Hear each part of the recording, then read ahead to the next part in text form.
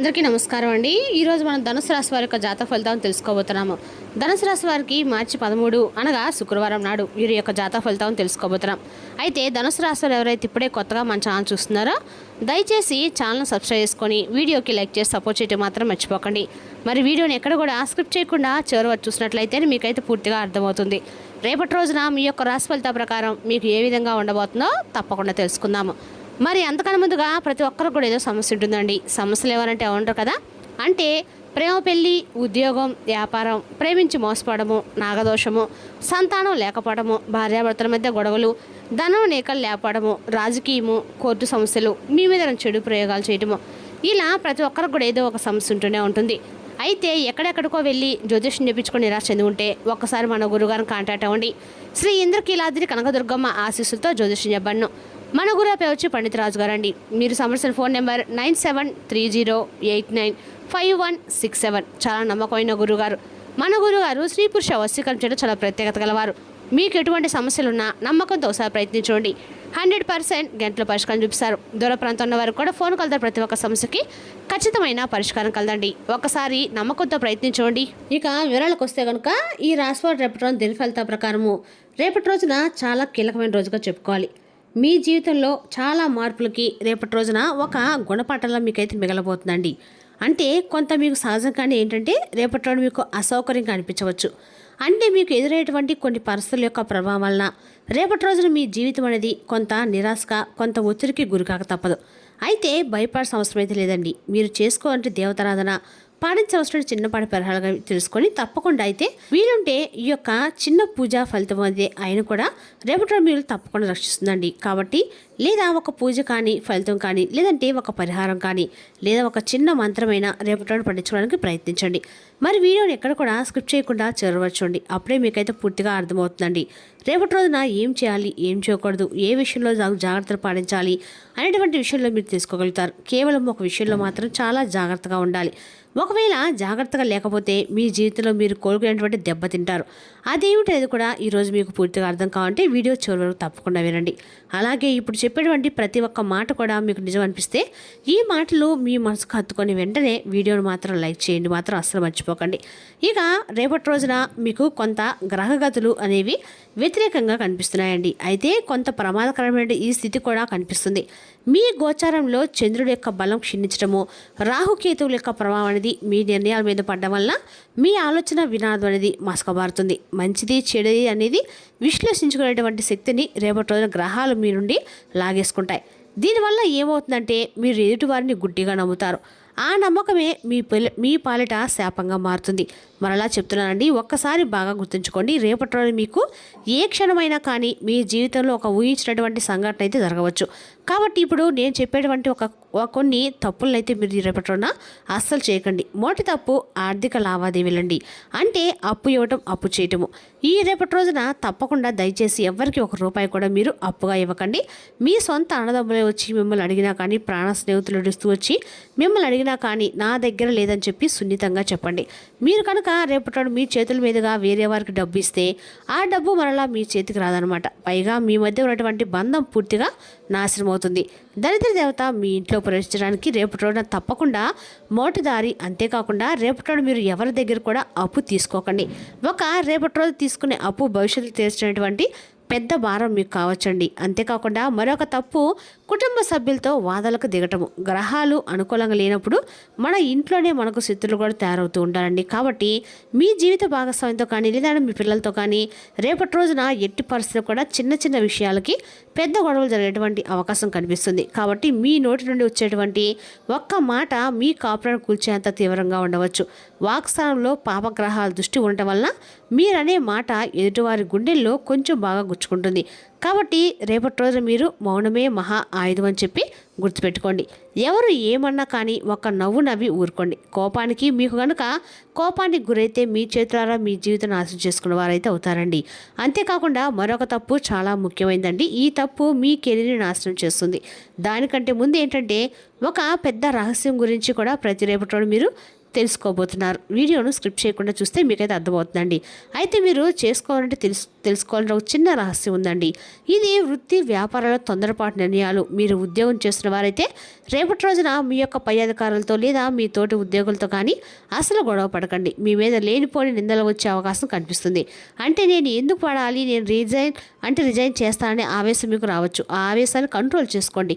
ఇక వ్యాపారం చేసే వరకు రేపటి రోజున కొత్త ఒప్పందాలు చేసుకోకండి. కొత్త భాగస్వాములను కూడా చేర్చుకోకండి.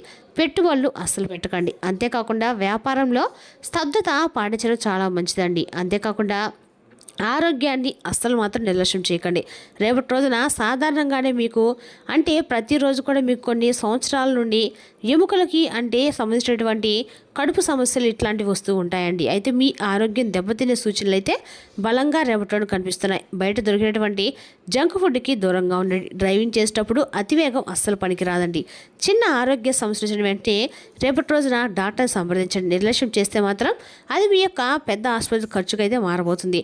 ఇక రేపటి రోజు కూడా ఖచ్చితంగా మీరు అంటే అన్ని రకాలు కూడా లలితాదేవిని స్ఫూరించడం మాత్రం మంచిదండి. అదేవిధంగా రేపటి రోజు మీకు వచ్చి ఏమైనా కష్టాలుగా అన్ని రకాలు కూడా మీకు గట్టిగా సూచనలు అయితే ఉన్నాయి, కానీ మీరు నోరు అదుపులో పెట్టుకోండి. ఇక విషయం ఏంటంటే కనుక రేపటి రోజున ఎవరైతే అదృష్టం ఉందో, ఎవరైతే భగవంతుని యొక్క దయను పొందుతారో వారు మాత్రం రేపటి రోజున ఈ విషయాన్ని తెలుసుకోగలుగుతారండి. అంటే ఎప్పటి వరకు మీరు ఇక్కడ వరకు చూసారంటే భగవంతుడు మిమ్మల్ని మీ యొక్క అనుగ్రహం అనేది మీ మీద ఉందని చెప్పి అర్థం చేసుకోవాలి. ఇక ఒక విషయం ఏంటంటే కనుక దయచేసి గుండెల మీద చేయి వేసుకొని వినండి.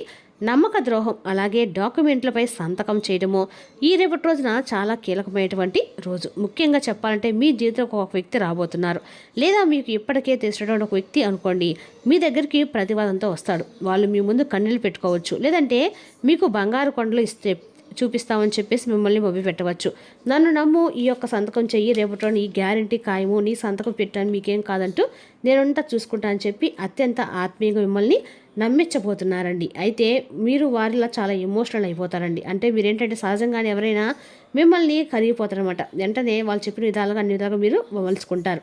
కానీ గుర్తుపెట్టుకోండి, రేపటి మీరు ఎవరికైనా కానీ డాక్యుమెంట్లకు సంతకాలు పెట్టడము, చదవకుండా సంతకం చేసినా అది మీ మెడకైతే ఖచ్చితంగా ఉరితాళ్ళగా అవుతుందన్నమాట. వాళ్ళు రేపు చేతులు ఎత్తేయచ్చు. ఆ అప్పులు వాళ్ళు మీ కేసులు కోర్టులు చుట్టూ కూడా మీరు తిరగాల్సిన పరిస్థితి వస్తుంది.